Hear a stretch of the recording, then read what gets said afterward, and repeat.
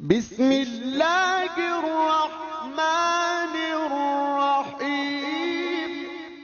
عزیز طالب علموں، جیسا کہ آپ نے پڑھا کہ فروع دین میں اول نماز ہے، اور جیسا کہ نماز کی اہمیت کے لیکچر میں آپ نے سنا کہ قرآن مجید کی متعدد آیات میں نماز پڑھنے کا حکم دیا گیا ہے، اور بے شمار روایات اور احادیث میں نماز کی اہمیت بیان کی گئی ہے۔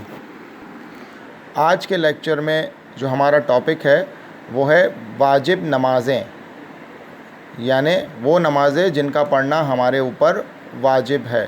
اس کی صرف فہرست ہمارے کورس میں شامل ہے، آئندہ کی کلاسز میں آپ اس کی تفصیل پڑھیں گے انشاءاللہ۔ 6 نمازیں پڑھنا واجب ہے۔ اس فہرست میں نمبر 1 ہے روزانہ کی نمازیں۔ روزانہ کی نمازوں سے مراد وہی پنجگانہ نمازیں ہیں جو 5 وقت کی نمازیں ہم پر پڑھنا فرض ہے: فجر، ظہر، عصر، مغرب اور عشاء، یعنی فجر کی 2 رکعت، ظہر کی 4 رکعت، عصر کی 4 رکعت، مغرب کی 3 رکعت اور عشاء کی 4 رکعت۔ یہ 5 وقت کی نمازیں ان کے وقت میں انجام دینا اور پڑھنا واجب ہے۔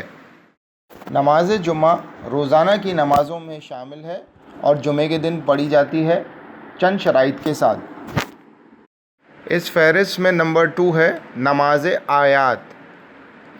نماز آیات سورج گرہن، چاند گرہن اور زلزلہ جیسی آفات پیش آنے کی صورت میں پڑھی جاتی ہیں، یعنی جب بھی سورج کو گرہن لگے گا یا چاند گرہن ہوگا یا زلزلہ آئے گا تو آپ کے اوپر نماز آیات پڑھنا واجب ہے۔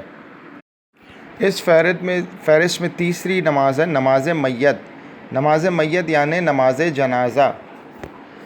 ہر مسلمان کی میت یعنی اس کے انتقال پر اس کی نماز پڑھنا واجب ہے، یعنی اس کی نماز جنازہ پڑھنا واجب ہے۔ اس فہرست میں چوتھی نماز ہے خانہ کعبہ کے واجب طواف کی نماز، یعنی جب آپ حج پر جاتے ہیں تو اس کا ایک رکن ہے خانہ کعبہ کا طواف کرنا۔ جب آپ خانہ کعبہ کا واجب طواف کر لیتے ہیں تو اس کے بعد آپ کو مقام ابراہیم کے پیچھے 2 رکعت نماز ادا کرنی ہوتی ہے۔ یہ نماز حج کے طواف کا پارٹ ہے، اس کا رکن ہے۔ یہ نماز ادا کرنا آپ کے اوپر واجب ہے۔ اس فہرست میں 5ویں نماز ہے باپ کی قضا نمازیں جو بڑے بیٹے پر احتیاط واجب کی بنا پر واجب ہیں، یعنی اگر کسی شخص کا انتقال ہو جائے اور اس کی قضا نمازیں ہوں تو پھر اس کے بڑے بیٹے پر اس باپ کی قضا نمازیں پڑھنا واجب ہے۔ اس فہرست میں آخری ہے جو نمازیں اجارہ، منت، قسم اور عہد سے واجب ہو جاتی ہیں۔ سب سے پہلے ہم ڈسکس کریں گے نماز اجارہ۔ نماز اجارہ اجرت سے نکلا ہے، یعنی وہ نماز جو اجرت لے کے پڑھی جاتی ہے۔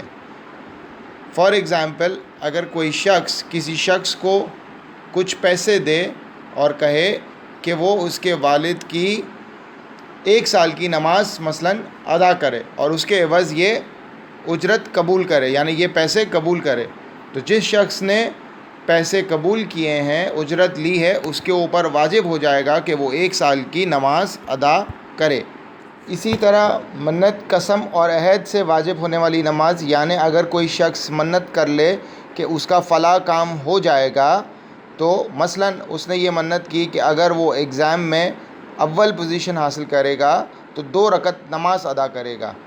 اب اگر اس کی یہ منت پوری ہو جاتی ہے اور وہ اول پوزیشن حاصل کر لیتا ہے تو اس کے اوپر 2 رکعت نماز پڑھنا واجب ہو جائے گا۔ اللہم صل علی محمد